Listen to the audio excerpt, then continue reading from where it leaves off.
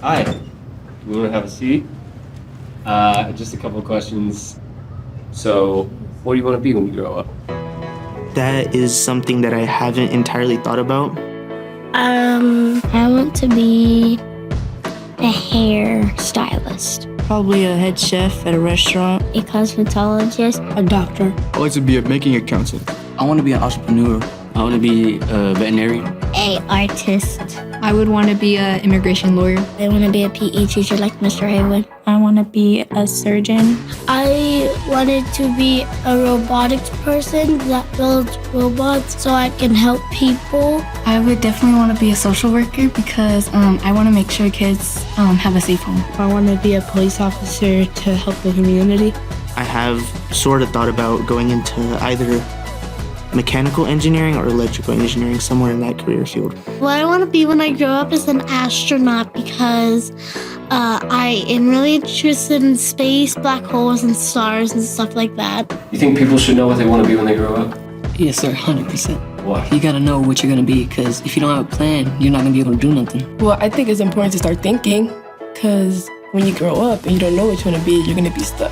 What's important about growing up is make sure you have a good future and a good career so you can support your family. School helps me do that by pushing me and make sure that my grades are up so I could go to college and I could go to high school and become a better person. I wish that people knew that going to school was important. Mostly in the world, people don't have schools, so being in school is kind of like a gift for you.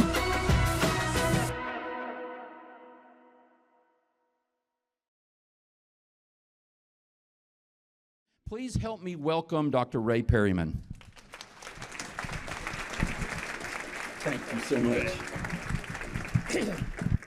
Well, thank you very much, Jay. Is this working okay? Are we good in the back? Everybody? Good. Okay, I just want to make sure. Thanks, Jay. I really appreciate those kind words, and it's a pleasure to be here. I've had the privilege of doing a lot of work in this area and being in this area a lot over the years on many of the projects and things that kind of are very important to the area right now. And it's a privilege to be a part of this. And I'm frankly honored that you asked me to do it because there's a lot of great things going on here, and there's some difficult decisions that have to be made, given some forces that are out there in the world that we're not likely to reverse very quickly. And so I want to try to kind of give you a sense of all that. Before I do, though, one other thing. I mean, I love that introduction, particularly the part about the barbecue. But I have been lucky in my life. People have said a lot of nice things about me, and some not so nice things. In fact, I got into a weird situation not long ago where I was in a House hearing. I criticized some stuff Democrats are doing, and at the same time, my company released a study, literally at the same moment, I didn't know it, to criticize some stuff Republicans were doing. And I didn't realize it would happen at the same time, but there's a guy in the audience who was listening to me talk and looking at his phone. He saw both things happen at the same moment. He was a columnist for USA Today, and the next day he called me an equal opportunity offender. And so I've decided I kind of like that name. But anyway, I wanted to share one other thing with you about people have been very nice to me over the years, and I've gotten far more awards and things than I deserve. But I got one a few years ago that really meant something to me, and I'll take just a minute and share it with you. I grew up in a very small town in rural East Texas. There were 1,000 people in my town. There were 70 people in my high school graduating class. And they started a Distinguished Alumni Award a few years ago. And they were kind enough to give it to me. And that one really meant something to me because that was people that watched me grow up and that sort of thing. And I always say, watch me grow up. Every time I say that, my wife corrects me and says, you did not grow up there. You had your first 18 birthdays there. We're still waiting for you to grow up. But anyway, while I was over there, she asked me what it was like growing up in a small town like that. And I said, well, it was great. It was wonderful. Everybody knew, nobody locked their doors. It was a great place to grow up. And she said, well, what were the challenges? And I said, well, I really can't think of anything. It was fine. She said, well, was there anything that bothered you more than anything else? Well, I could tell I needed to say something. And so I said, well, there was this one thing. I said, we were so small, we had to take driver's education and sex education in the same car. And She thought about that for a minute, and she said, you know, Ray, that makes perfect sense. You can't drive either. So yeah, that's the level of respect I get at home, okay? What he said about things my wife says about me are sometimes true. But I won't tell any more stories like that, though. I'm going to jump right into this because we've got a lot to cover. And besides that, the other day I was at a speech, and I told 2 or 3 stories about myself. And at the end, a young man came up to me and told me how much he enjoyed my self-defecating remarks. So, I decided, economists stink up a lot of rooms, but that was a little bit too much for me. But anyway, I want to talk about your area, compare it to some other areas, do some other things, and kind of just give you a perspective on several things here as I go along. And hopefully I won't go too long over time or anything. I'll try not to. If I go crazy, somebody give me this, and I'll try to wrap up. But anyway, the first thing I want to say is this is a very good economy. You're in a very good place here. You have a lot of industries that are growing and doing well. You are a center of the very, very important food industry, a major center of the food industry. You have a big presence in the energy industry. The fastest growing industry in the country right now is life sciences. You have a big presence there. Advanced manufacturing, aircraft, and I've been privileged to be involved in some of the site selections for a lot of that stuff here over the years. But you have a very good, strong economy. One way I've been looking at economies lately is to say, okay, where were they in February of 2020, the month before the pandemic? And obviously everybody went down after that and then came back, and where are they now? How have they done? If I do that comparison, the United States is, in terms of job growth, is 4.6% above where we were before the pandemic. Amarillo is 6.9% above where we were before the pandemic. So this area has grown about 1.5 times as rapidly as the country during this time period. Last month, when the employment numbers came out, you had the highest employment number in the history of this area. So all that to say, there are good things going on here in this economy. And I know that there's some things going on demographically that I'm going to get into, but I want the backdrop to be that this is a good place. And all that growth came despite, you've had to deal with pandemics, floods, freezes, fires, all sorts of things in the area, and it shows a real resilience. It shows the underlying strength of this economy. Your Economic Development Group has always done a great job. You've had a lot of new activity. There's a lot of things happening right now. So you're in a very good place. From a perspective of schools have had to deal with a lot lately. COVID was tough. It was very tough on schools. And one thing it did was it caused a lot of people to kind of get disengaged from school. And even when kids came back, absenteeism was still higher and that sort of thing. And some kids never actually managed to make it back. COVID had some lingering long-term effects like that. The good thing COVID did was it put a lot of resources into schools for a while. However, those monies happened to dry up at just about the same time the legislature messed up in the last session and didn't get school funding done. And so it kind of created a little bit of a crunch there that schools have had to deal with that. And when all those things happen and you're dealing with being paid based on weighted average daily attendance, and people start being disengaged, that has some ripple effects to the whole system. In all honesty, to be totally honest with you, more than likely the legislature is going to pass some type of voucher system this time. And some of you may be for it, some of you may be against it. But the point of it is in whatever form it comes in, it's going to take some resources away from public schools. That's what it's set up to do, is give people options in order to take students and consequently money away from public schools. We hope in the process that they also give the schools enough money to offset that. And that's the big push in the legislature right now, is to try to make sure that happens. But you're dealing with a lot. And the other thing you're dealing with, and this is not a local problem, this is a national problem. It's going on everywhere, but it's happening right here in Potter County, is birth rates are going down. If birth rates go down, you fast forward 5 or 6 years, that impacts your school enrollments. It also means if they're still going down now, that's not something that's going to turn around in the next couple of years. It's going to be with you for a while. And they seem to be leveling out a little bit, but they're at the lowest level they've ever been. The birth rates in this country are at the lowest level they have ever been. And there's a lot of things causing that. We're getting older. People are deciding to have children later in life. Average family sizes are shrinking. There's a whole lot of things going on. And again, they're not unique to Potter County, but they impact Potter County in a pretty basic, fundamental way.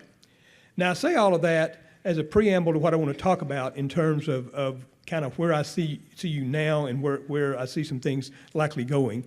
and Doug and I'll be up here again. He'll talk and we'll answer some questions and that sort of thing later. But the first thing I want to say is, and I feel like I'm a politician who's always running for office in some ways. I would never run for office. Equal opportunity offenders don't get elected to anything. But I am traveling the state of Texas all the time, and I have been for 45 years. I'm all over this state all the time. This is a great school district. This is an absolutely great school district. Maybe I will run. That's nice. I appreciate that. Yeah. I mean, this building we're in and what you were just told about it is evidence enough of that in and of itself. But basically, your performance on all the tests and everything are among the very best of the large school districts in the state. And you have a much higher average percentage of disadvantaged students and students who have an English learning issue when they come into school, much higher percentage than most of the other districts. And yet, when you adjust for that, you're in the top 5 of all the major urban districts in the state. This is a very good school district. People come into Amarillo for this school district, and so I want to put that aside because there's always a tendency, well, enrollment's going down, we must be doing something wrong. No, you're not doing anything wrong. There's big forces out there in the world that are causing this to happen, and that's what I want to dive into now and talk about. Start with population. Population in general has been growing in the United States at the slowest levels ever in history. And in fact, we think the only time the population ever grew at such a slow rate as this was the year of the plague in Jamestown back in the 1600s. I mean, literally, that's how much the population growth of our country has slowed down. We're not. If it weren't for the folks who come in from other countries, we would just barely be reproducing ourselves now. By 2030, we would not be reproducing ourselves. I mean, we're having exceptionally low birth rates, but the distribution of that is shifting around some. And one thing that's happening with the distribution is cities are spreading out. Metropolitan areas are spreading out. And I'm going to talk about this in context and do some comparisons with some of the bigger cities in Texas, but the same thing is happening here in context. You are the center of the Panhandle region. You are the economic center of a great big geographic area. Now, it doesn't have as many people as the Houston area or the Dallas area, but it has as much geography and even more geography in those areas. And a simple example from a number of years ago, we were asked to do some analysis with the Economic Development Group here when Hillmar built the big plant up in Dalhart. It's a fair distance from here to Dalhart.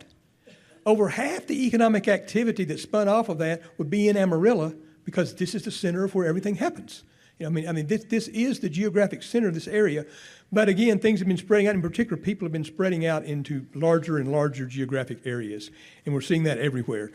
One very simple way to see it is the Census Bureau kind of tracks traffic patterns and that sort of thing every year or every 10 years and decides what the boundaries of metropolitan statistical areas are.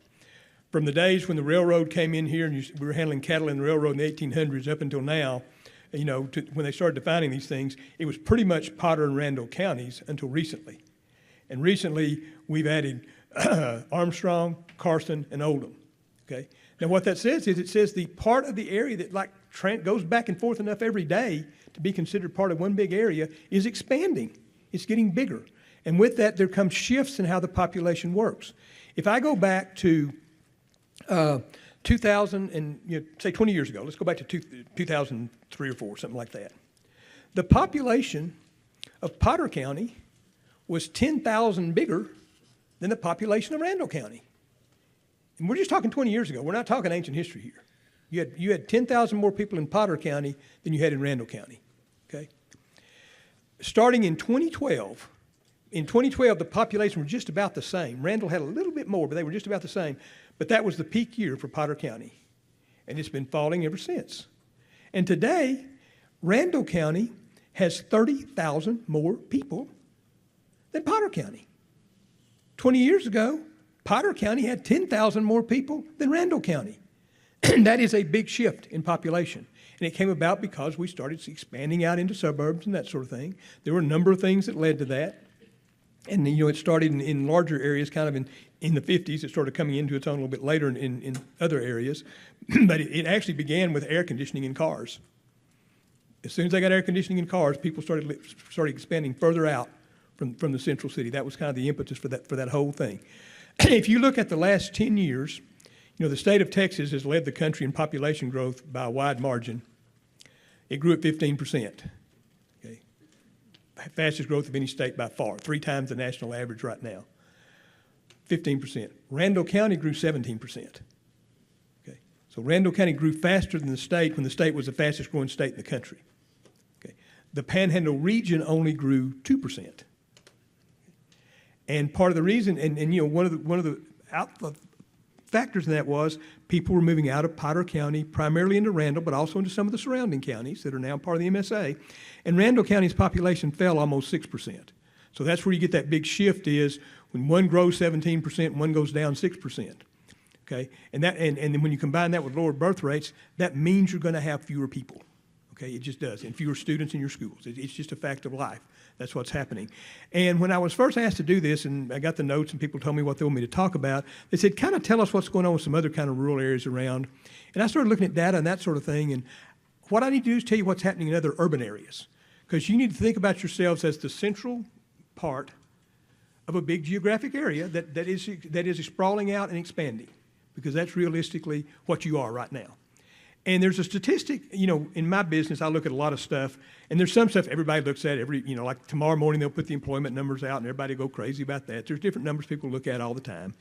But when you do it as long as I have and in as much depth as I have, you start finding kind of weird things to look at. And I'm going to give you a very weird one now, and then we're going to talk about it, okay? When they calculate personal income every year, how much income people have in their pockets during the course of a year, how much money they make. They do it 2 ways in the government. One is what they call place of residence. This has to do with how much money, where you live, okay? The other one is place of work, how much money, where you work. So I'm a good example of that. I live in Odessa, Texas. I work in Waco, Texas. So my income gets counted as place of residence in Odessa and place of work in Waco. So you have that kind of thing going on. The same thing here. If you work in Potter County and you live in Randall County, it's going to be counted in a different place. And the place of residence overall is always larger because it includes not only your wages and stuff you make where you work, but also any interest income, retirement, anything like that you have. And the state of Texas and the United States gives us a pretty good barometer on what that is. On average, the place of work is 77% of the place of residence. In other words, there's another 23% of just other stuff that comes in. And that's pretty standard, okay? When I look at Potter County, it's 106%. When I look at Randall County, it's 35%. Now, what does that tell us? It tells us there's more money earned in Potter County than goes home at night in Potter County, okay? And it tells us there's a whole lot of money in Randall County that's earned somewhere else, but they go to those houses kind of a little more suburban, a little further away from the center of things. Okay, and so that's the sort of pattern that you see right now. And the reason I say it's an urban issue, I want to compare it to some other places very quickly. If you look, Texas has a lot of counties that show up all the time on the fastest growing counties in the country, depending on what the measure is. The ones that normally show up are Collin County, Denton County, Williamson County, Hayes County, Comal County, Fort Bend County, and Montgomery County. Anybody have any idea why? Those are the major suburban counties around Dallas, Houston, Austin, San Antonio. Okay? And so that's the place all the growth is happening. Okay? If you look at Dallas County right now, Dallas County, that ratio is 110. A lot of people work in Dallas and live somewhere else. If you go out to Denton County, it's 40. So in other words, Dallas looks a lot like Potter, and Denton looks a lot like Randall. Okay. If I go to Houston, okay, Houston's is about 90. It's 90-something percent. It's not quite 100, but it's the same principle. Way more than people earning wages there leaves there and goes somewhere else. It's 35 in Fort Bend County, it's 40 in Montgomery County. Now, the reason I say all that, what that says is that phenomenon that you're seeing in the major cities is exactly what you're seeing here. You know, you're seeing one county where people work and another county where people do everything else, okay? And another way to look at that is, I mentioned earlier, you have 30,000 more people living in Randall County than you have living in Potter County, 30,000 more. Okay. You have twice as many wage and salary jobs, twice as many in Potter County as you have in Randall County. So again, what that tells us is the people are working here. You know, this is still the economic center of a lot of the activity that goes on, but they're choosing to live in other places. And when you combine that with what's happening with the overall population, with what's happening with the birth rate, you end up in the situation that you find yourselves right now, where you have declining enrollments in the schools. Okay. Now, how am I doing on time? I don't want to. Oh, I'm doing pretty good here. I got some more time. Good. I just want to see how much depth to go into with all this stuff. Okay, and think about that. I mean, stop and think about that a minute. I mean, there are right now about 80,000 people that work every day in Potter County, and about 32,000 people that work every day in Randall County, wage and salary workers. Think about that. That's a huge difference. Okay, yet 30,000 more people live in Randall County. Okay? And because of some things from history that way before any of this mattered, back when things were very different, the school districts were drawn in a particular way, and Canyon ended up with one set, and Randall ended up with another. And what does all that tell us? When we put all that together, it probably won't surprise you. The population in Potter County is a more difficult population to educate, and a population with more needs than Randall County. It's the folks who can afford a nice new house that are moving out. Okay, the percentage of people uninsured is 25% in Potter County and 15% in Randall County. The poverty rate, the number of people living below the poverty level, is 19.5% in Potter County. That's 1 out of every 5 people, basically. The child poverty rate's even higher. And 8.5% in Randall County. Now, one thing that translates into is you have almost 73% of the students in Amarillo ISD that are economically disadvantaged, compared to about half that percentage, a whole lot, obviously smaller number, but about half that percentage, about 36% in Randall County. Okay. So the student populations that you're dealing with are very different, and in particular more challenging to educate, and despite that, this school is consistently right up at the top, the school system, in terms of the product that you turn out, and their performance on standardized tests and all the other metrics we use. So again, it just comes back to this is a really, really good school district, doing a lot of things right. Now, so you're faced with this situation, and there's a few neighborhoods in the district where population is going up and that sort of thing, and student enrollment's going up, and there's some enclaves like that. But generally speaking, because that's where most of the people are moving into the outlying areas, where do you think developers are looking to buy land to build houses? They're looking where the people are.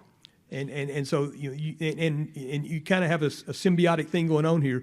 The people follow the housing follows the people, and so forth. And so you kind of begin to build something like that. What can you do about it? There are some things that can be done, but they're things that solve things over a long period of time, and they may not be the right things for here. There's one example I can come up with that is something that might kind of reverse this trend over a period of time, not immediately, but over a period of time. And it's one you've actually dabbled in. As I'm sure some of you know, there's a program right now. If you go to high school in the Amarillo district, working with AEDC and Amarillo College, you can have 60 hours of tuition at Amarillo College. I haven't kept up with statistics of how many kept advantage and kept. In fact, I can't find statistics, but I have friends in Amarillo who tell me they stayed in this district or moved to this district because of that. For that very reason. That's very important. Well, there's a town up in Michigan called Kalamazoo. You've probably heard of Kalamazoo just because it has a funny name. That's why most people know it. Okay, it's the central city of an MSA of about 260,000 people. This one's about 280,000, so it's about the same size. Yeah, it's about the same size. It has its long-term history was kind of a manufacturing center and that sort of thing. It wasn't a big agriculture center. It had some, but it was basically a kind of typical central city of a mid-sized metropolitan area that has some similarities to here. They put in a thing called the Kalamazoo Promise. And it's a variation. It's kind of like this was a box that you guys have kind of opened that they really went out of the box on and went all in on. In Kalamazoo, they set up a program where if you go from first grade through 12th grade in their school system, you can have free tuition at any state school in the state of Michigan that you can get into. Okay. If you go to just a high school, it's 65%. Okay. As a result of that, most of the other kind of mid-sized MSAs up in the Midwest, as you probably know, have been losing school enrollment, as you would expect for the same reasons you have. Theirs is actually up pretty significantly. So they have done something to move the needle, but it takes a lot of time to do it. And it may not be the right thing for this area. But, I mean, you're already dabbling in that direction. So I pointed out as an example of something people can do because I know you tend to be proactive and it's the kind of thing you might want to not necessarily do exactly what they did, but tweak what you're doing right now in some way again, that type of thing. So anyway, I was mentioning all that. But the bottom line is there's too many students. There's not enough students for the buildings. I mean, that's the bottom line. There's not enough students for the buildings. Many of the buildings are older. And it would be nice if at some point that a lot of them could be upgraded completely. That gets to be another issue and a difficult thing for down the road. But it's not practical to continue to operate that type of physical plant, very old buildings that are half full. It's tough. Anytime you close a school, it's a very, very difficult thing to do. The communities rally around their schools. It's important that you do it in a strategic way that continues to give people reasonable access to the schools, keeps that community spirit going, and doing all those things the right way. In a perfect world, you'd never have to do it. Okay, but honestly, and I'm not in charge of your schools, but just looking at the numbers, the current physical plant and the enrollment and what it's going to be going forward. I mean, there's things you might do to change it 10, 15, 20 years from now. Other things might happen 15 or 20 years, man, if you get people coming in here because of a scholarship program and builders see them come in and they'll build some houses here, but that doesn't happen overnight. That kind of trend's not going to be reversed overnight. So you're going to have a situation where you simply have not enough students for the buildings. And, every one of those buildings has to have a certain level of administration in it and that sort of thing. You're trying to get qualified teachers. There's a shortage all over the state, a critical shortage in qualified teachers right now. You're trying to get those teachers in helping students in an effective way. That's very hard to do in half-full buildings, and and allocating those resources around in an appropriate way is very, very difficult. So again, it's not something I think is pleasant, but it's something that I think is necessary and something that your community is at least going to have a good conversation about going forward, because it's simply the math doesn't work any other way. I mean, that's what it comes down to, is the math just doesn't work. And again, I hate when I have to come in and say something like that. And I grew up in a small town community school, and I know the value of that sort of thing very well. But basically, you can build better schools and put better teachers in front of more students and have them and use your resources more effectively if you're managing fewer buildings and fewer layers of administration and that type of thing. And I think that's a conversation that the community needs to have. Oh, good. I got time for a little bit more. That's great. I may give you back some of it. But anyway, there is one final thing I want to talk about in that context before Doug talks and before we do the questions and that sort of thing. And that is, our company does a whole lot of modeling and that sort of thing. We track a whole lot of stuff. If you look at the Panhandle region and our kind of baseline projections for where we think it'll be in 2040, and you look at the growth in jobs plus the retirees and people get out of the workforce that you have to replace, if you add those two things together, you're going to need 92,000 more trained workers in the Panhandle in 2040 than you need today. 92,000. Okay. About 58,000, that's growth. About 34,000 of it is replacing folks who are going to retire, move out of the system or whatever. And those numbers, again, we can't be precise about 2040, but take away 10% or add 10%, it doesn't matter. You still got very big numbers. Okay. All of the school districts in the Panhandle are not going to graduate that many kids between now and 2040. So the workforce needs and meeting those workforce needs is absolutely critical. It is absolutely critical to the future of this area that you do this. You have a world-class facility right here, and I'm not exaggerating. You have a world-class facility that we're all, or I'm standing, you're sitting, but we're all in right now, okay? You are doing things that other school districts are not doing. You are moving the curve. You're doing some great things, but you're going to have more and more kids growing up, kids coming along. They're going to need to have the type of resources that can go into these types of programs, as well as preparing them for university education and that sort of thing, all the things that schools do. I mentioned a moment ago that you have 70% disadvantaged students, over 70% disadvantaged students in this district. I looked at the ethnic breakdown. It's almost half Hispanic and 10% Black. That's great, particularly Hispanic, because they have more kids, and that's how we get economic growth. That's how we get people to do things. And so if it weren't for that, your numbers would actually be falling faster than they're falling now. That's great. That's wonderful. But of that group, a significant percentage, about 30% of the Hispanic students are going to have language issues coming into school. Okay, makes it more difficult to educate people. It makes it more difficult. But here's a more important thing. And this is where the challenge is so great and the opportunity is so great. We do a whole bunch of work, and we track. And in Potter County, incidentally, it's a really weird thing. In terms of demographics, this county tracks the state more than any other county. About the same percentage of every ethnicity is really close to what the state is. And we've done a bunch of numbers for the state, and I looked at them, and they apply here as well. One thing we did a while back that was very interesting was we tracked the household wealth of all the people who have kids in school. And we broke it out by ethnicity, okay? And when you do that, what you find is that roughly 50% of the kids, almost 50% of the kids that are Hispanic, their families have less than 5% of the household wealth in the area, or of the school parents in the area. Now, think about that a minute. What that means is, number one, it's really important to educate them so they can move forward and do better. But it also means more of them are going to have jobs after school to help support the family. If they need a summer enrichment program or a tutor to get over a rough spot or a computer or some software or a broadband subscription to do better, that's going to be really tough, okay? Because their families just don't have the income to support that no matter how much they would want to and how much they would sacrifice in order to do it. They simply don't have the resources, okay? The Black population is smaller and it's not growing. It's staying steady.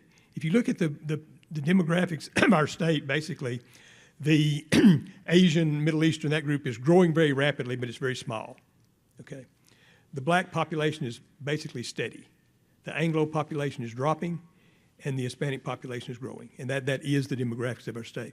But those kids, that 10%, their families only have about 1.5% of the wealth. So what I'm giving you here is, basically 60% of the kids and 6% of the money. And those are the kids you have to try to educate, and it's a challenge, and it's difficult, and it's very, very important. and the reason I say that is, we do things in Texas all the time. We model everything you can model in Texas. We model every community. We've modeled Amarillo since 1982. So we have spent a lot of time in this area. We've done a lot of work in this area, and to do all the things we need to do in the future, we need infrastructure. We need water. You guys are doing a bunch of stuff right now to get water. We need roads. We need power. We need all kinds of things. But the single most important thing we will do to define the future of this community is educate these kids. There's absolutely nothing any community anywhere will do that's more important. I have a syndicated weekly column, and I wrote it on education funding last week. Some numbers came out that, as usual, showed we weren't where we should be in Texas. And I closed it with the statement that If we educate our kids, nothing will stop us from growing and prospering. If we don't educate our kids, nothing will allow us to go forward and grow and prosper. In order to educate the kids in this area, as this district has consistently done in an excellent manner for years and years and years, is going to take making some tough decisions. It's going to take dealing with some resource constraints. It's going to be faced with dealing with practical realities that are not because Potter County, nobody likes Potter County.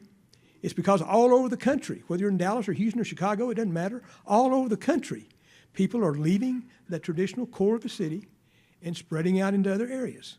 And 10 years ago, the difference in per capita, which was just starting to happen, the folks in Randall County, per capita income on average were $4,000 more than the people in Randall County were $4,000 more than people in Potter County. Today it's $22,000 more, okay? That's how much, that's what you're seeing. You're seeing a flight of folks into these outlying areas, and it's not unlike what you see any other place in the country, but it's a practical reality you have to deal with. And it's going to be very difficult to deal with it by keeping open a lot of buildings that are not fully utilized, that are not set up to do some of the modern things we need to do in education and those kinds of things. And so again, I know this is a tough conversation, and I don't like to be the person people ask to talk to bring it in, but I think it's important. I think it's very, very important that you have that conversation, you move forward. I'm going to wrap up this part of it, and then we'll move into the other parts of it as we go along here, but I'm going to wrap up this part of it with a quote. And given all the nice things that Jay said about me, I thought it only appropriate that I close with a lengthy recitation from Shakespeare, okay?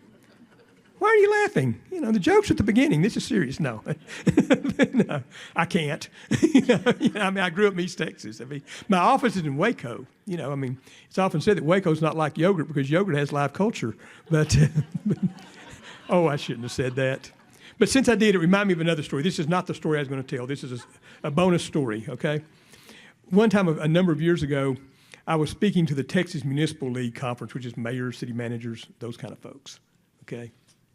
And it was at the convention center in Corpus Christi. And I don't know if you've ever been there or not, but if you're on the stage at that convention center, it is so bright, I couldn't see her or you. I couldn't see, you can't see anybody. So I made that remark about Waco. And it turned out the people who were in attendance included the folks who run the Waco Convention and Visitors Bureau. So the next day I was in town, they made an appointment to come see me. And I saw them walking down the hall to my office, and they bring me this nice thing. It's got balloons and flowers and candy and streamers. It looked really nice. And as I got closer, I realized it was a yogurt box filled with brochures about Waco. So if you ever go through there, stop. There's culture. There's plenty of room. You can take a small box and put all the culture in. There's room left over for streamers, flowers, candy, and all that. But no, it's better now that Chip and Joe are there anyway. But anyway, no. So the most culture I can muster is Orson Welles. Okay, and he was a writer, director, actor. He did a lot of cool stuff. He did Citizen Kane, which most people say is the best movie that was ever made. He did War of the Worlds on the radio and convinced my grandmother and a bunch of other folks that Martians had landed in New Jersey. But what I remember about him was a quote very late in his life. And he did a television commercial.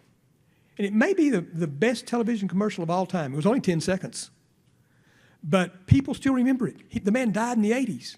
And people still remember. When I say it, you're going to be able to finish the sentence for me. Okay? And, you'd be hard-pressed to name two of the commercials in the Super Bowl last year. And they spent all that money on them. Okay? But people remember this one. It was a commercial for Paul Masson wines. And he would just hold a glass of wine. I don't even think you could drink wine on TV back then. But he would hold a glass of wine, just look at it, and I can't imitate his voice. It's very distinguished. I can just talk a little bit slower. He would say, "At Paul Masson, we will sell no wine." See? We will sell no wine before it's time. Everybody remembers it. Okay? I even talked to a high school class not long ago, and they showed it on Nick at Night or something. Even high school kids know this commercial. It's crazy. But anyway, it always bothered me. Think about that. We will sell no wine before it's time. Paul Masson sells for $3.75 a gallon. Okay? And that's in a restaurant. No, I'm serious. When they get that stuff in a bottle, it's time, Okay. You have a great community here. The single, and you have various governmental entities, and you have various organizations, and you have foundations, you have a lot of different groups in this area. There is no more important issue to the city of Amarillo. There's no more important issue to Potter County. There's no more important issue to the Economic Development Foundation or the school district or the local foundations or anybody else. Any one of you in this room, there's no more important issue to the future of this area than what you do to provide these kids with the best possible educational opportunity that you can. I think you will do it. I think you have your stuff in a bottle, and I think it's time. Thank y'all very much.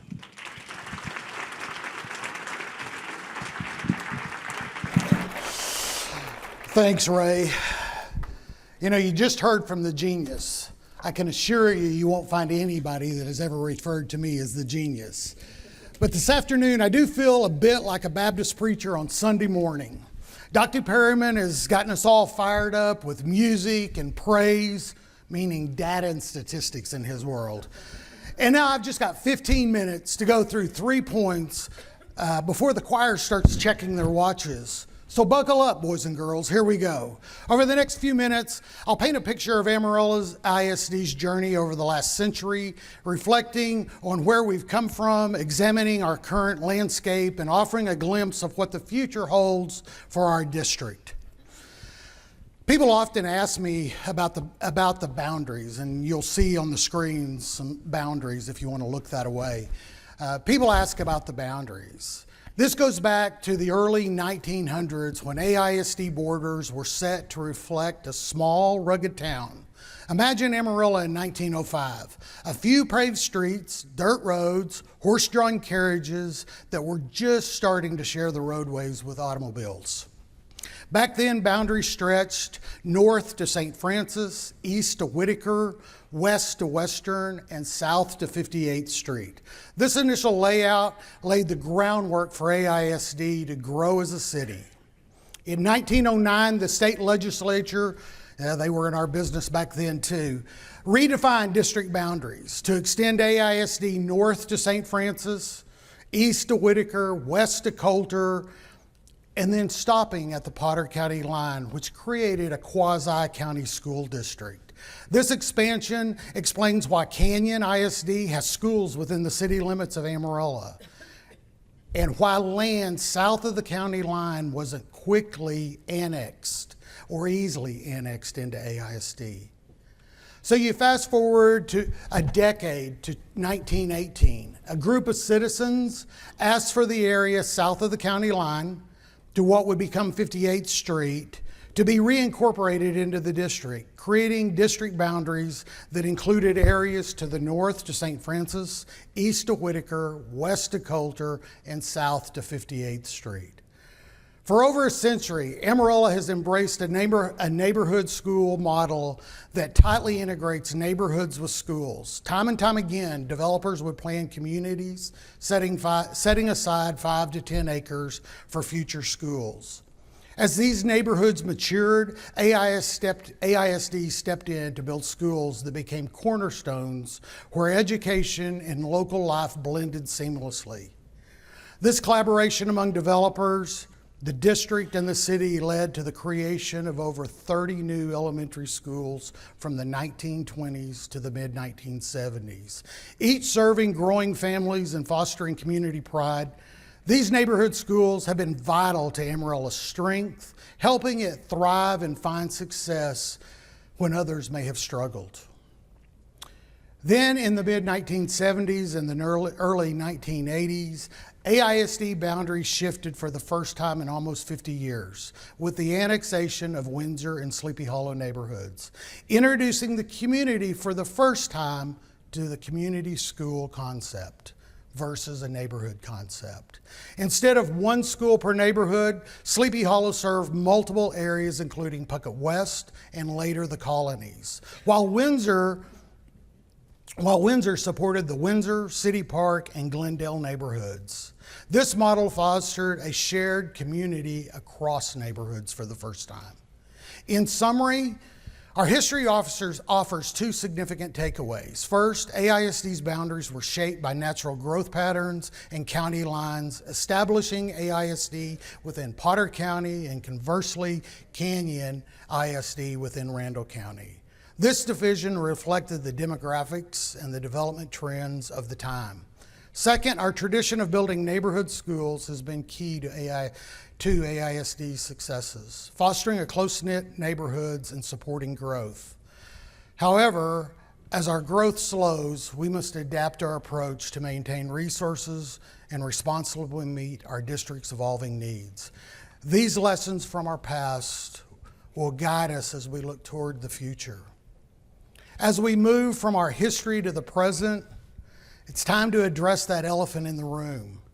These major population shifts are just deafening, and it's hard to not take it personal. But as the saying goes, misery loves company. It's comforting to know that Amarillo isn't facing these challenges in a vacuum. For that, I truly appreciate the message Dr. Perryman brought to us today. The data you see on the screen now gives me a real gut punch. Dr. Perryman alluded to this. I don't typically think of Amarillo in terms of counties, but this breakdown was eye-opening. Just a decade ago, Potter and Randall County had nearly identical populations. Just as a side note, my mentor used to say, Doug, relax. People don't know what they know until they know it. Meaning, we normally need to hear things 5 or 6 times before it sinks in. And so as Ray was visiting, I thought, wow, what we both are saying are going to mirror. And so I apologize a little bit, but not too much that you're getting a repeat. So I go back to the presentation. Just a decade ago, Potter and Randall County had nearly identical populations, 121,073 in Potter, 120,725 in Randall. Fast forward 10 years, 2020, and Potter has lost 2% of its population, while Randall has grown by 17%. You'd think we could get our numbers exactly right, Ray. It's got to be my fault. Historically, AISD was developed with the expectation that Amarillo's growth would extend northward. Today, 70% of our 55 schools are located in Potter County, while only 30% serve the southern areas in Randall County, reflecting these past growth expectations. Dividing the city into thirds, look at this, guys. Dividing the city into thirds highlights shifting population patterns. South of I-40, the population shift has been minor, with only about a 2% decrease since 2016. However, there's been significant decline north of I-40, especially between I-40 and Amarillo Boulevard and Amarillo Boulevard to St. Francis, with over 18% of the student population decreasing in each one of those areas. If a declining population is the elephant in the room, as superintendent, it's hard not to question if we're feeding that elephant. Is it a reflection of our school's quality?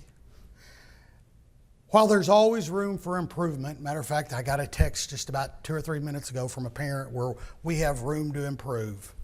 What I'm happy to report is most of our indicators highlight a district grounded in pride and achievement. As Ray said, AISD is one of the most complex districts, with over 70% of our students coming from economically disadvantaged backgrounds.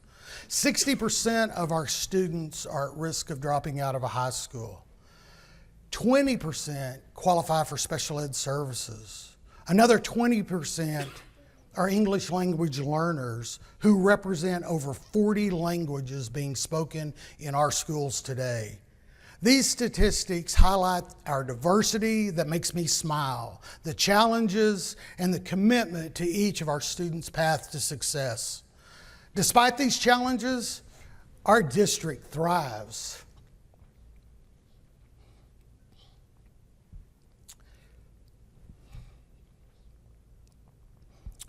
We have no failing schools. We have an overall rating from the state, which, we can take it where it is as a B. Now, it's not an A, and my staff will say you never brag on a B. But to you, and when you think about the demographics I just explained about our kiddos, when you think about who our classroom teachers are, you ought to thank them every day. They are remarkable. I'm getting old.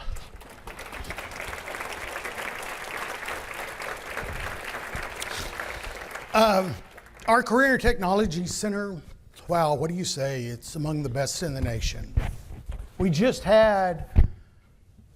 celebrated a State Teacher of the Year for the state of Texas. In Amarillo, Texas, we had the Elementary Teacher of the Year for the state of Texas. And I just never forget when I look at our kids, they excel in AP, IB, and as National Merit Scholars. They do us proud. If you look at the data on the screen now, AISD's appeal is evident as we continue to attract students from neighboring districts, with over 1,050 new students joining us last year alone. This reflects the quality and the diversity that makes our district a top choice for families in the region. In summary, Amarillo is not immune to the larger trends affecting communities across our state. As shown in the chart, AISD student population has declined from just over 33,000 in 2016 to just under 30,000 this year, a nearly 13% decrease. This decline is largely driven by global factors, including a significantly reduced birth rate impacting cities worldwide, Amarillo included. To illustrate this impact locally, consider Tradewin Elementary. In 2017, it had 756 students and was considered just a neighborhood school, with Tradewin Square down the street in early development. Despite adding over 700 homes today to Tradewin Square, Tradewin Elementary's enrollment stands at 657. Remember, in 17, it was 700. Today, it is 657. What this highlights is the effect of fewer kids in our neighborhoods. Beyond lower birth rates, other factors contributed to our enrollment challenges. An aging population that looks much like me is the only group in Potter County that grew in the last census. Limited construction of affordable homes within AISD boundaries, reducing the influx of new families moving in, slow revitalization of older neighborhoods impacting new resident growth. And honestly, the opportunity for choice has impacted. And I guess that's just another one of those discussions we need to have for another day, so I'll just move on about school choice. Shifting demographics and limited new development in our established communities bring us back to our century-old neighborhood school model. AISD operates 37 elementary schools, built to house about 500 kids. When we compare our numbers with other districts, it's clear that our neighborhood model has significantly impacted the number of schools we maintain. AISD, if you'll look at the screens, operates 13 more schools than comparable districts, with 6 of our elementary schools today having fewer than 300 schools, and there are 3 others that are warming up in the bullpen. May not be a good analogy for you Yankee fans this morning, I'm not sure. This disparity raises essential questions about the sustainability of our current model and how we can best adapt to our changing enrollment landscape. What does tomorrow hold for AISD? The changes in our community are not temporary, as you heard Dr. Perryman say, and there's little indication of relief in sight. So as a district, we've developed a strategic plan to adapt. When Amarillo first adopted the neighborhood school model, our world was simpler. Many schools were just one-room schoolhouses, one teacher and a handful of kids. As our society has grown more complex, so have the demands of our schools, which means higher costs. when one-room schoolhouses were the norm. Building neighborhood schools without duplicating resources made financial sense. This model served us well as our community grew, supporting our students, our families, and the broader community. Over a century, the neighborhood model worked, even as schools expanded. But today, we face a unique challenge. While Amarillo's population grows, enrollment within AISD boundaries has declined. Given the increased complexity of student needs and the decrease in enrollment, it's time to consider a thoughtful transition from a neighborhood model to a community school model, adapting better to serve our students and communities in the years ahead. I feel a deep sense of responsibility and anxiety when considering change. This is my community, and every student is my responsibility. But then I look around at Amtech, a project that once gave me similar worries. When we decided to build this campus, I worried drawing down reserves and worried about the impact on students, especially amid uncertainties of a pandemic. Yet here we are today, seeing the benefits. This experience reminds me that with careful planning, we can overcome challenges. A lesson I learned long ago that I don't always practice still resonates with me today. Worry only leads to dark places. Reflecting on Amtech, it didn't just alleviate my worries and fears, it exceeded all of my expectations. It created pathways for students we couldn't have supported across 4 separate high schools. By consolidating programs, we minimized the need for multiple instructors, allowing us to bring in top quality educators, especially valuable during teacher shortages. This consolidation stretched our resources, created opportunities that would have been otherwise financially out of reach, upholding our responsibility to our community. Okay, Kim and choir, I really do see I'm running short on time, but I can't end this without highlighting one crucial achievement that underscores our commitment to our financial responsibility.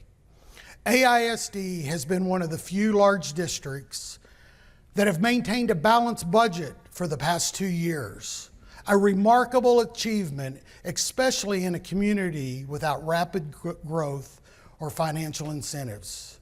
This speaks to our dedication to being responsible stewards of your taxpayer dollars.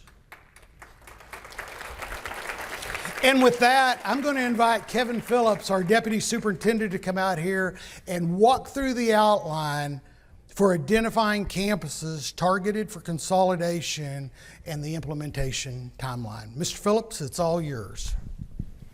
Thank you, Mr. Loomis. As we look forward to the future in AISD, our strategic plan includes a 5-step guideline approved by our Board of Trustees last spring to guide decision making. This 5-step guideline is really what it implies. It's a guideline. Multiple factors are in play, and the most important being the impacts on students, their families, our neighborhoods, and our community as a whole. Step 1 of our guideline is designed to monitor the enrollment of campuses each week at the beginning of every school year. We closely monitor schools where enrollment drops below or approaches 300 students. Step 2 of our guideline creates a watch list of schools with enrollment below or approaching 300 students as of the October snapshot date. In the school world, the October snapshot date was last Friday, October the 25th.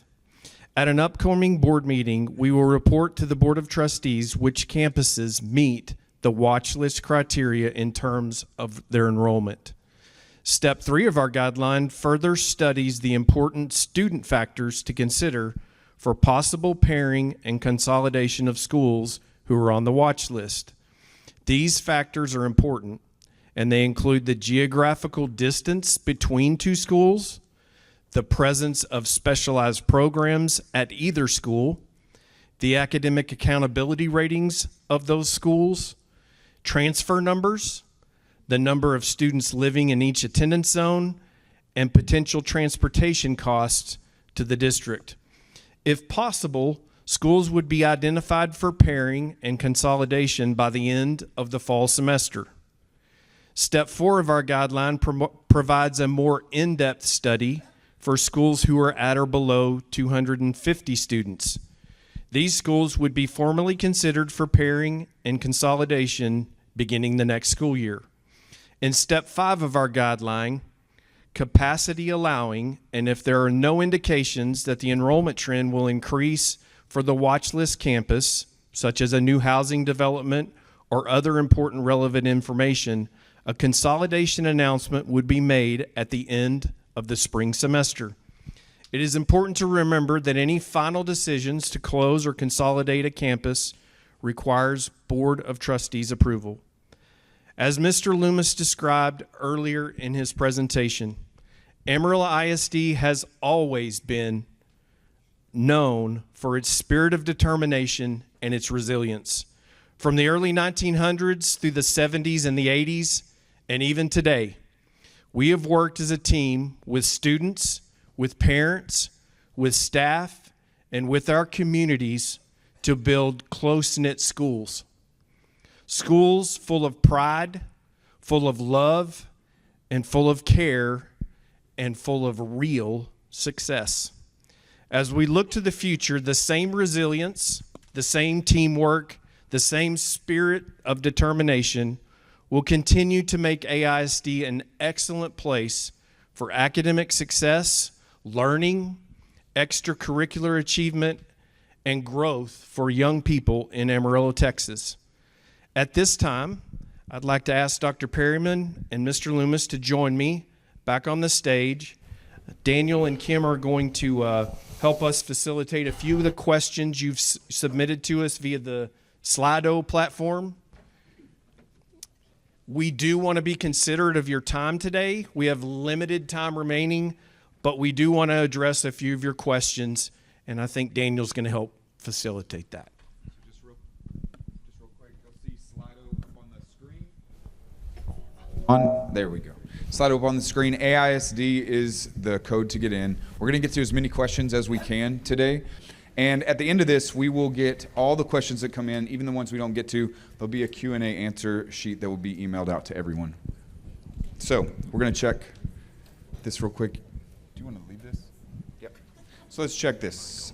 Yeah, I think the mic's on. All right. We'll start with this one. Would there be a school name or mascot change if schools are consolidated? Or would they just take the name of the host campus? That's a decision to be determined.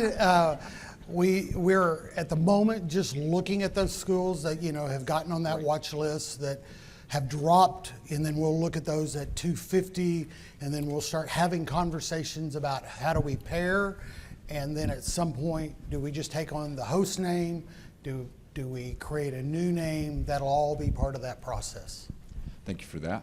Mr. Perryman, I think heard you say that life sciences are the fastest growing industry. Did I hear that correctly? Can you say more about that? Be happy to, yeah. And before I do that, I want to say, Doug mentioned he thought he saw a discrepancy in our numbers, and he did, but we're both right. And here's why I wanted to, no, it's very important. I want to tell you because it matters to our conversation. He said there was a 2% drop in population. I said there was about a 6% drop. That's because he was looking at the 2020 census data, and I was looking at 2023, which tells you the situation we're dealing with is just continuing to happen. It's an ongoing process, and that's why there was a little bit of difference in the numbers. Sure, yeah, life sciences has always, it's been a significant industry for a long time, but what is happening now is a couple of things. Number one, COVID really made people begin to pay attention to the fact we need to be looking at our health in a different way. And it caused a lot of public and private resources to go into it. And then, as most of you know, I'm sure President Biden's son, Beau, died of cancer a number of years ago, and he's been a very strong advocate in that arena. He working with members of both parties in Congress, created a thing a couple of years ago called ARPA-H, the Advanced Research Projects Agency for Health. that's really going to put a lot of significant core basic research money into solving problems like dementia and diabetes and cancer and heart disease and all those things, and then have that commercialized beyond that. So that's kind of giving it an impetus. So there's a couple of things like that have happened. But the primary driver of all the growth in life sciences is that we're getting older, and frankly, we're getting fatter. And those two things lead to additional healthcare needs and expenses and incentives to do things to make that situation better. And so it's been a rapidly growing industry for quite some time. It's really emerging right now, and there's a lot of things. I don't want to take all your time talking about this. There's a lot of things taking place in Texas right now that will assure that our state is a leader in that. Thank you, Dr. You know, Ray, I don't appreciate you calling me names. I'm getting older and I'm getting fatter. Hey, That's man, not very nice. I'm probably young. I know I'm older, and I won't comment on the other part. Thank you for that. Do you anticipate any consolidations as soon as the 2025 school year? I think we've been talking about this subject for almost 5 years, and we're 400 students smaller today than we were this time last year. Preliminarily, we haven't crunched the numbers. The reason we shared old numbers is because we just got them last week. But at the moment, we believe we have 6 state campuses that are below 300, and we've got another 3 that are probably somewhere between 3 and 320. And we probably have 3 or 4 campuses that are pushing below that 250 mark. I just don't think we can continue to operate and not, as a community, make some decisions and start that process. And so, yes, I think we probably will see some consolidations that will begin in the 2025-26 school year. Thank you for that. Why did the AISD city of Amarillo get the growth direction of the city wrong, predicting north versus actually south? Well, there's probably a lot of reasons for that. Primarily, the world changed. I mean, those predictions were made a long time ago, and basically, what happened was, again, people started spreading out a lot more than we anticipated they would, and there were a number of things that led to that, and so basically, things just moved in a different direction. And once that began to happen, and people began to realize that was happening, then all your developers, the folks who do retail shopping center areas, the folks who do housing projects, they start looking at those areas where people seem to be moving, and they tend to build more there. And as I say, then it just starts to feed on itself. But it was the kind of thing, I mean, it was not unique here. I mean, I remember I went to a little town called Frisco in 1990 to help them with some economic development. It was a little railroad town that had, at that time, 7,500 people. Today it has 220,000 people. And nobody saw that coming. I mean, there's basically big, huge demographic trends just happen when people least expect it, and we've seen that many times over the years. Another example we're seeing right now is people built a whole lot of big, tall downtown buildings, and they were filling up just fine, and then people decided they could work from home more. And I mean, these kind of things happen. Things happen that change perceptions. But it was the correct move at the time. It was what certainly seemed like was going to be happening, and the world took a different turn. And again, it not only happened here, as I pointed out in my talk, and I used Dallas and Houston as examples. I could also just as easily use Austin and San Antonio. The same thing's happening everywhere. And I think I would just echo that I don't think anybody got it wrong. Remember, the boundaries were established around where there were community members. And I think it's really hard for us to recognize what Amarillo looked like in the early 1900s.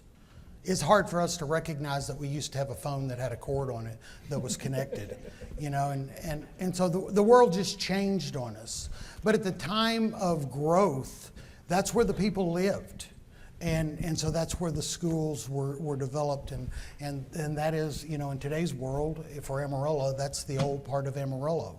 And so Ray's absolutely right. As you start to sprawl, you start to look to where you're going to sprawl to, and I don't know, but I can remember as a young kid driving between here and Lubbock, and as they built I-27, I can remember my father saying, you know, there'll come a time that you won't see the difference between Amarillo and Canyon. And so I think we just probably found that in-between space, whereas, you know, that in-between space didn't really exist, you know, north of St. Francis. It all sort of happened south. And so I think it's important not to think that anybody got it wrong. It's just, we just didn't adapt as the way that maybe some cities naturally would have with gentrification and revitalization of old neighborhoods. We just moved to newer neighborhoods. How is AISD or the city going to combat transportation issues that are already present when you have now kids traveling potentially further distances? You know, I can't speak for the city and, you know, mass transit in the city. I'll let our city talk about that. You know, our goal would be to pair schools, at least in the initial phases of this. And what you may not recognize, I didn't put a map up there of today of where all of our elementary schools are. And many of our elementary schools are just a few blocks from one another. And so it's not going to create huge long distances. We hope that we can find a way as we walk through this. Kevin mentioned looking at transportation. It's not really about the cost. I do care about the cost because I don't know how I'd pay for it. But what I really care about is I don't want kids on a bus. I think I want kids to be able to go to school in a place that they can get to school quickly by mom and dad, preferably on a bike. But I was reminded this week at the celebration of our Teacher of the Year at Humphreys. I was standing out front waiting for that cool car to show up that I got to drive. You just need to know I'm glad somebody put a governor on me, or I may still be bouncing down I-40 somewhere. I walked over to the bicycle rack. You know how many bicycles were in that rack? One. Our world has changed, and so if we have to, if we are further from schools than that 2-mile radius that we are, you know, you have a commitment from us to find a way to transport, and we're going to work really hard at trying to figure out how that transportation is not hours on a bus. Just know that's the complexity of this, and the more bus routes you have, it's the more cost. And you know, at some point, it's that balance. And I'm almost as conservative as everybody in this room, or many of you in this room, and we're just not going to pass a budget that's not balanced in AISD. I guess I've got about 7 months that I can say that still. But I don't believe in having a deficit budget and looking at you saying, come give me a tax increase so I can fill my hole. My job, you expect me to find a way to pass a balanced budget. And we work hard at that. And there's been sacrifice for that. I'm not telling you it didn't affect you, it didn't affect your kids, but it's that yin and yang, that balance that you have to do to try to take care of one another and take care of the community and take care of our dollars. What is Potter County and COA doing to improve conditions in Potter County to increase population growth? I don't think I'm in a position to answer that question. I think that's a question that, you know, our city council or mayor and need to answer, because I think I know just enough to be dangerous, and I might step right in the middle of it, and I don't want to say something that's not correct. Will after-school programs be absorbed or transferred to the consolidated campuses? Yeah, you know, I hope we recognize how complex we are. You know, we're not a one-room schoolhouse and we all look alike, walk alike, and talk alike. We're complex, and we've got kids and parents and community that need a myriad of interventions for us to be successful. And so, you know, we will mirror what's going on and replicate. You know, I can't promise that we won't cut programs, because, you know, at some point when money is what money is, that drives. There may be some programs cut, but that will not be the first place that we go. One of the reasons we've not consolidated schools, we didn't talk about a lot today.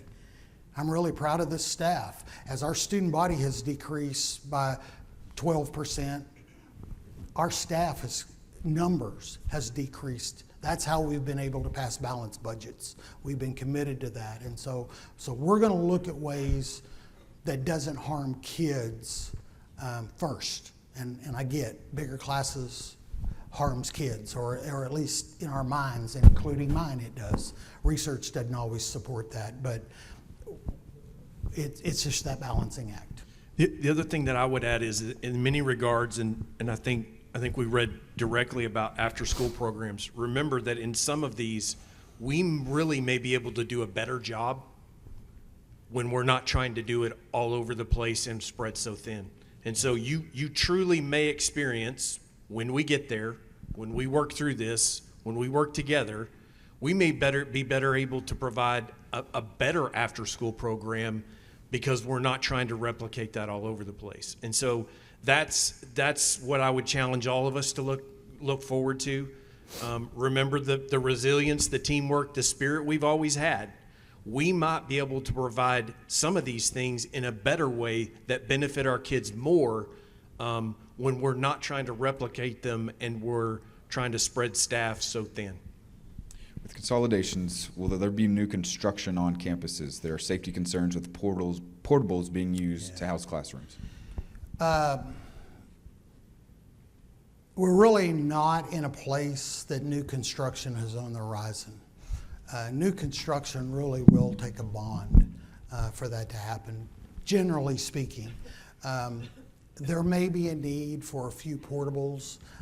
If you tuned into the last board meeting 2 weeks ago, we are in the process of starting a fencing project that's really geared for our elementary schools around the side and back perimeter of our instructional space. And that is due to be completed, by the time school starts next year. So some of those safety measures are already being in play. And our goal would be all of our instructional space, whether it's a portable, a gym, a blacktop area, not necessarily playground equipment, because that starts to broach that city park, school park, but our instructional space that we want to ensure kids are safe as they transition from one space to another will be behind a fence that we have complete control over. How will the district assist faculty of a consolidation school continue or seek new employment? Outside of kids, our number one concern are classroom teachers and the staff that work in the trenches. I want everybody in this room to hear me. We've cut 12% of our staff over the last 4 years. Not one person has lost their job. Now, their job may have changed and it may have moved and it may look different, but we didn't behave like many entities do. They get to that point and think, oh my God, I remember the January board meeting when my CFO, I was fixing to walk onto the dais and she walked up and whispered in my ear, we've got a $15 million deficit at the moment. It was hard to get through that board meeting that night. But we made it through that board meeting, and so instead of reacting, saying, we're just going to institute in our world what we call a RIF, a reduction in force, which means we're going to target one group of people no matter who they are, and we're going to do away with them. For those of us that were here in the late 80s, early 90s, we lived through a RIF. It was not a pleasant thing to do. And so through this process, we've done it through attrition, we've done it through changing jobs, and that's how, I would anticipate dealing with our staff and teachers. Many of those teachers will go directly with the kids because we still need those teachers. The place that we're getting duplicated services is, in administration, in clerical, and in those kinds of places. So many of the jobs will just go. Part of the issue about closing schools, it's about $1 million worth of savings. And you'd think, wow, I would have thought it was more. But so much of what we're using on those campuses is around classroom teachers. And those teachers will generally go with those kids. And if they don't go with those kids, they will go with some kids within the city. Thank you. As a parent, my concern about closing schools is the possibility of overcrowded schools as a result. Can you speak to that concern? Yes, that's the reason our goal is really about pairing. Remember, we talked about our schools generally, not all of them, but generally, they hold about 500 kids. And so the watch list is starting at 300. So I'm not Ray, I'm not really good at math, but when I find a campus that has 250 and 250, and I put those together, now we're back in a school that's not overcrowded. It was built for 500 kids, and that really would be our goal. You know, I'd love to wake up someday and have a bunch of schools overcrowded and to be able to walk back into some entity. Well, Dr. Perryman, thank you for joining us today. Friends of the community, thank you for coming out today. And Mr. Loomis, we'd all just like to say thank you for your years of service. Thanks.